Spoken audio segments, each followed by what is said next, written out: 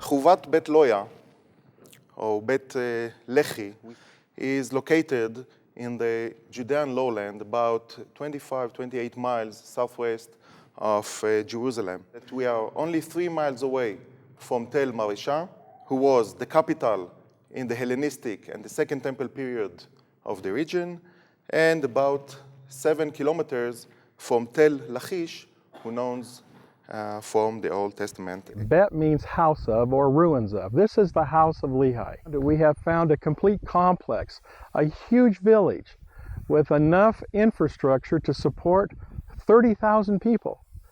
Everything is underground. It has been covered up for years. It has been marvelously preserved.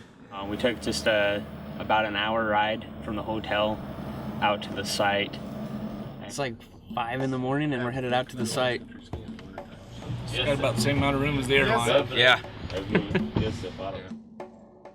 We were able to see, the landscape and the culture a little more there in Israel.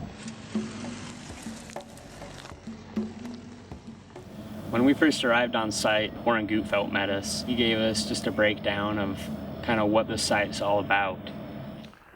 First of all, welcome to the Beit Lehi site. I'm really glad that you are all here and hope to be able to do much work as we can. We got all of our surveying equipment out and kind of just set our control points, so we had a known point that we could start from and kind of work our network out from there. Warren Gutfeld took us on a tour of the site, showed us some of the excavations that are complete, some that are ongoing. Continue to imagine that everything was covered with dirt, okay, until topsoil. As he was introducing us to the different places, kept running over my mind, and I'm sure for the other guys, what we had to do from the surveying standpoint and the scanning standpoint. My favorite place on the site is actually a thing called the columbarium. It's a home for pigeons. They say it's the largest columbarium in the world. So we called over here, and then we saw the triangular niches and immediately understood that we found a big columbarium. We didn't know how big, but apparently it's the biggest in Israel. It was all covered with rocks and dirt. Very, very hard work.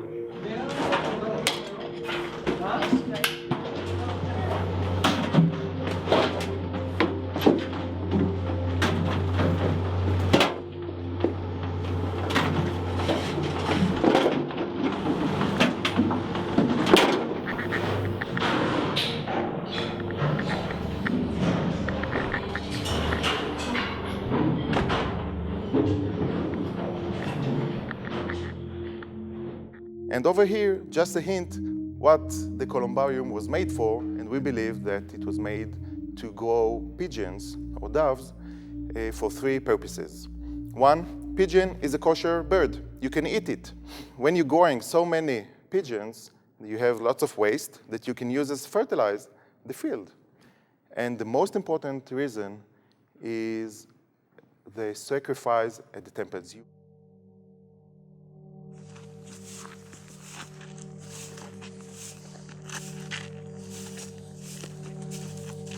This whole area is a mosaic floor. People that donated the money to build this, these are their names. This is in Greek, so that's how people can date it.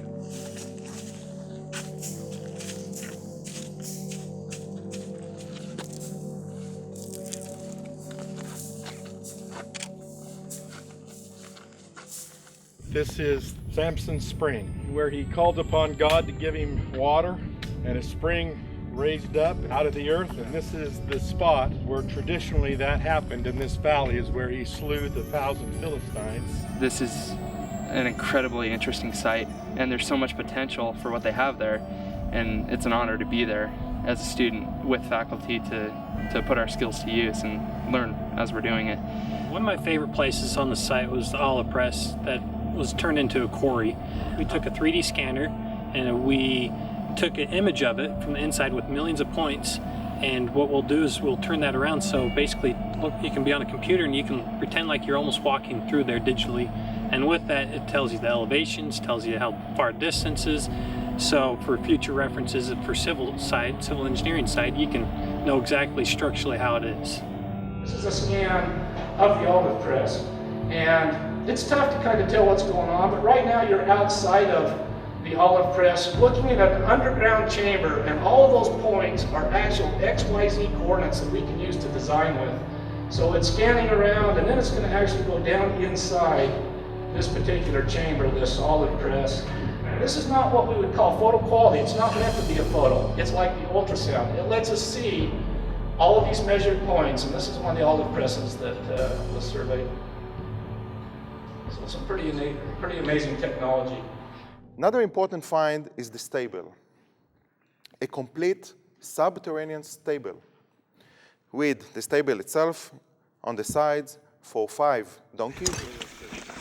During the excavation, we found around 25, 26 tombs of the early Islamic period cemetery.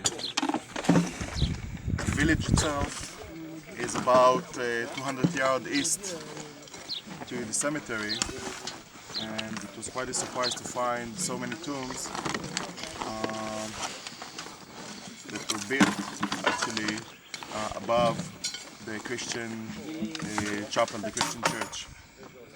We found tombs of children, babies, women, men. In some of the tombs we found 2, 3 skeletons together.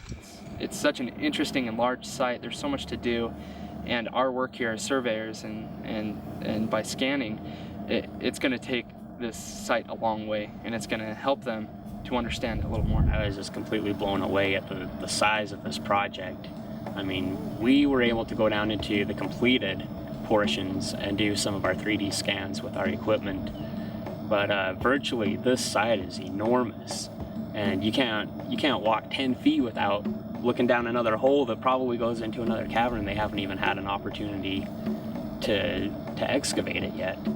And you know, it's just amazing that there's so much here on this site. There's so much work to be done, and it's just great to be able to go and get things set up so that future groups are going to be able to go out and pick up where we left off. There's a lot to be done on this site. We dug only, I don't know, maybe 10, 12, 15% of the site. We've only scratched the surface. There's lots more to uncover here. We don't know everything that's there, but we know that it's a sacred site. Everybody is welcome to donate to the site and to join us in this beautiful project.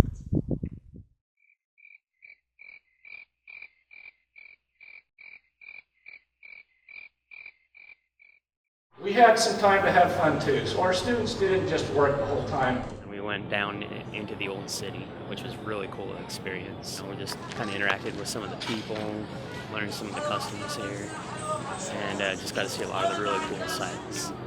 Tonight we came to the Salazar restaurant, and it just has some really good food. It was great. We just talked a lot about what we're going to be doing here at the site and kind of what's been going on recently. First day of tourism, we started the day off by visiting the Wailing Wall.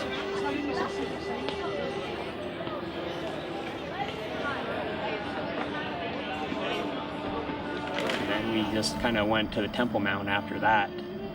There were a few of us who were wearing shorts and were not able to go up on Temple Mount without our legs covered, so we had to go find a street vendor and buy some little skirts to wear.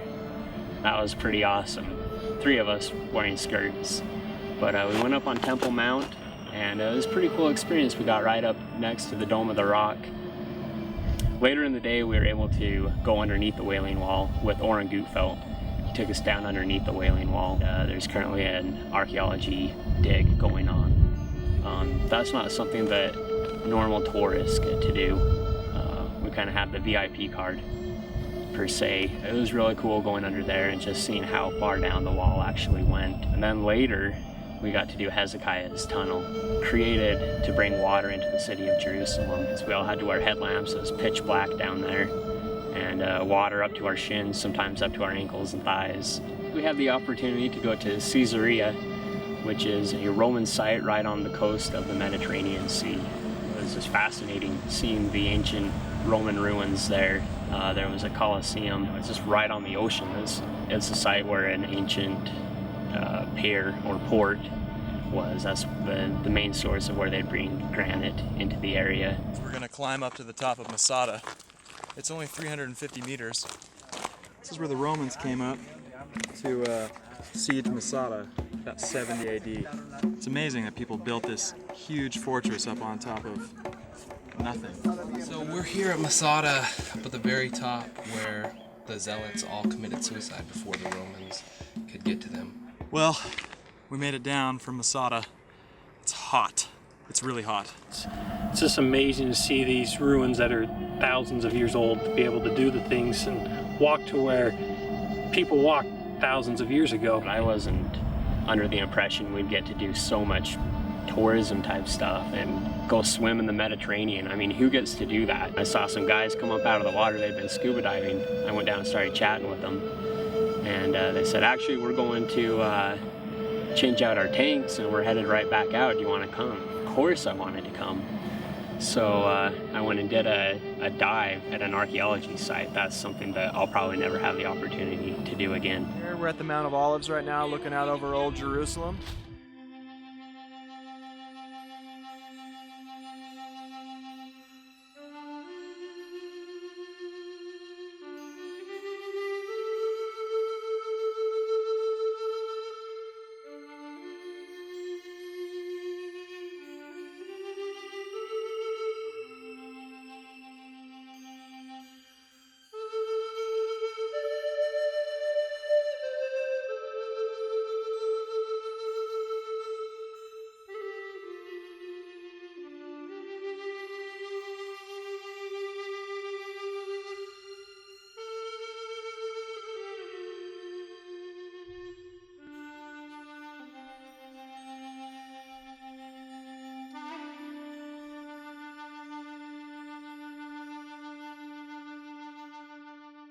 It's just amazing to be able to see these places, and you read about it, but it's one thing reading about it, and it's another thing to see it in real life. You learn a lot more.